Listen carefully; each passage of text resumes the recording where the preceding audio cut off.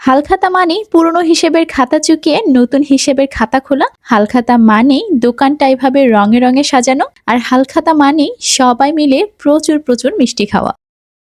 Hello everyone, কি অবস্থা সবার? আমাদের হালখাতার মিনি ভ্লগে সবাইকে ওয়েলকাম জানাচ্ছি।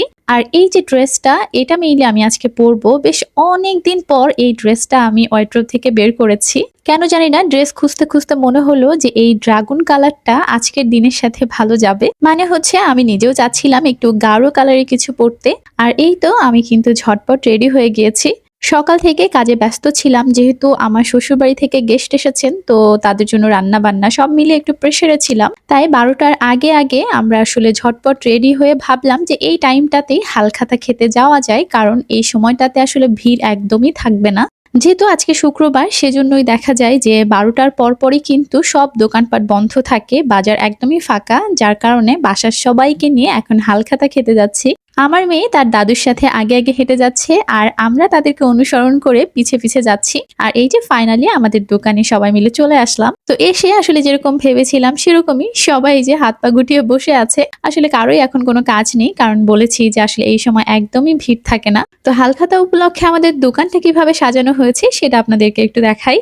যদিও এবার সেরকম কেউ নেই, আমার ছোট বোন থাকলে, আমার ভাগ্নেরা সবাই উপস্থিত থাকলে আমরা আরেকটু অন্যভাবে সাজাই। পুরো দোকানের সামনটা আর্টিফিশিয়াল ফ্লাওয়ারের এই যে লম্বা লম্বা ঝুলগুলো দিয়েই সাজানো হয়েছে। আর এই তো এখানে আছে পাতিল ভর্তি মিষ্টি।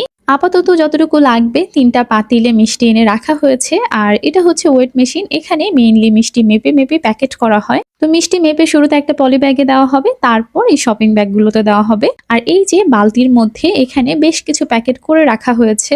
এখানে যারা হালখাতা করবে এখান থেকে প্যাকেটগুলো নিয়ে যাবে। তো এই প্যাকেটগুলো যখন শেষের দিকে চলে আসবে তখন আবার নতুন করে প্যাকেট করে এই বালতিতে এনে রাখা হবে, যাতে করে প্রবলেম না হয়। আর এটা হচ্ছে আমাদের হালখাতার সেই খাতাটা, যেখানে গ্রাম ওয়াইজ আসলে কার নাম কি এবং কত টাকা বাকি সেটা সুন্দর করে লিপিবদ্ধ করা আছে। আর হালখাতা শেষ করে দেখা যাবে যে সবার হিসেবগুলো আবার নতুন করে কিন্তু শুরু হবে। সকাল থেকে মাত্র কয়েকজন এসেছিল হালখাতা করার জন্য, যেহেতু আজকে হাটের দিন, মেইনলি কিন্তু ভিড়টা হবে হাটের সময়টাতে, মানে বিকেল বেলায়, বিকেল থেকে রাত পর্যন্ত। এখানে একটা কথা বলে রাখি, হালখাতার আরেকটা বিশেষত্ব হচ্ছে টেবিলের উপরে কিন্তু একটা ট্রাং থাকে, সেটার উপর লাল কাপড় বিছানো থাকে এবং সেই ট্রাঙেই আসলে হালখাতা টাকাগুলো রাখা হয়। তো সেই ট্রাংটা এখনো আনা হয়নি, ওরা দুপুরের পরে আনবে, সেজন্যই এই টেবিলের ড্রয়ারটাতেই আপাতত টাকাগুলো রাখছে। আর এখনকার দিনে হালখাতা মানেই কিন্তু প্রচুর প্রচুর মিষ্টি খাওয়া হয়। আগে দেখতাম আমার বাসাতেই ভাত মাংস দিয়ে হালখাতা করতো, তো ওটাতে আসলে একটু ঝামেলা হয়, অনেক লোক খাটতে হয়। তো সেটার থেকে এখন মিষ্টি দিয়ে হালখাতাটাই আমার কাছে বেটার মনে হয়। আমি সবাইকে একটু একটু করে মিষ্টি খাইয়ে দিচ্ছি, কিন্তু সকাল থেকে বেশ কয়েকবার মিষ্টি খাওয়া হয়েছে আমাদের। বিশেষ করে আব্বু তো খেতেই পারছে না।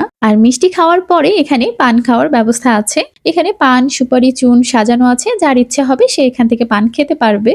আর যারা হালখাতা করতে আসবে তাদের ক্ষেত্রেও কিন্তু সেম, সে যদি এখানে বসে খেতে চায় তাহলে এখানে বসেও খেতে পারবে, আর যদি প্যাকেটটা বাসায় নিয়ে যেতে চায় তাহলে সেটাও নিয়ে যেতে পারবে। আর এখানে আন্টি আসলে খাওয়া দাওয়া শেষ করে একটু রেস্ট নিচ্ছিল, আমার মেয়ে তার হাতে আলপনা করে দিচ্ছে। মানে আমি বুঝি না এরা আমার মেয়ের সব ধরনের জ্বালাতন কেন এত সহ্য করে। তো আজকে এই পর্যন্তই, সবাই অনেক অনেক ভালো থাকবেন, দেখা হবে অন্য কোনো ভ্লগে। আল্লাহ হাফেজ।